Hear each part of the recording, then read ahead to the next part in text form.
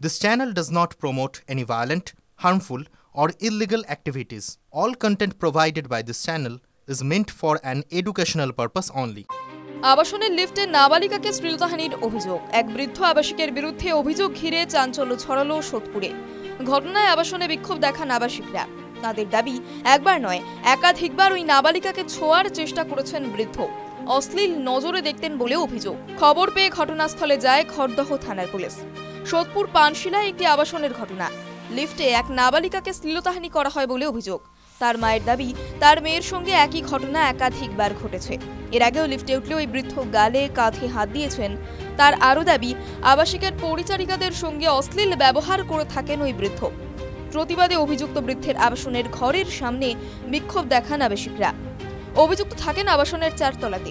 সোমবার ওই নাবালিকা টিউশন পড়তে আবাসনের একটি ফ্ল্যাটে গিয়েছিল। সেখান থেকে নিজের ফ্ল্যাটে ফেরার সময় আবার লিফটে দেখা হয় ওই বৃদ্ধের সঙ্গে।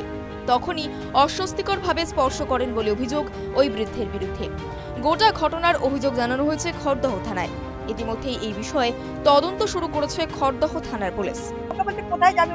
স্কুলে যেতে, ওষুধের দোকানে যাব, তখন ওনাকে এইরকম করে দেখছে, দেখে এরকম করে গালে হাত দিয়েছে। দিদি আমার মেয়ে ভয় পেয়ে গেছে, গিয়ে বলেছে এইটা শুধু আমার মেয়ের সঙ্গে না, প্রত্যেকটা এখানে যারা কাজের মহিলা আছে তাদের সঙ্গে কাউকে লিফট উঠতে দেয় না, সবার সঙ্গে বিহেভিয়ার খারাপ করে।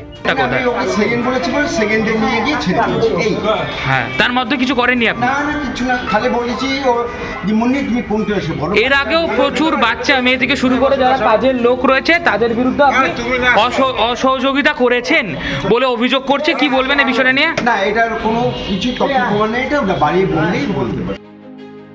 টিভি9 বাংলা ডিজিটাল।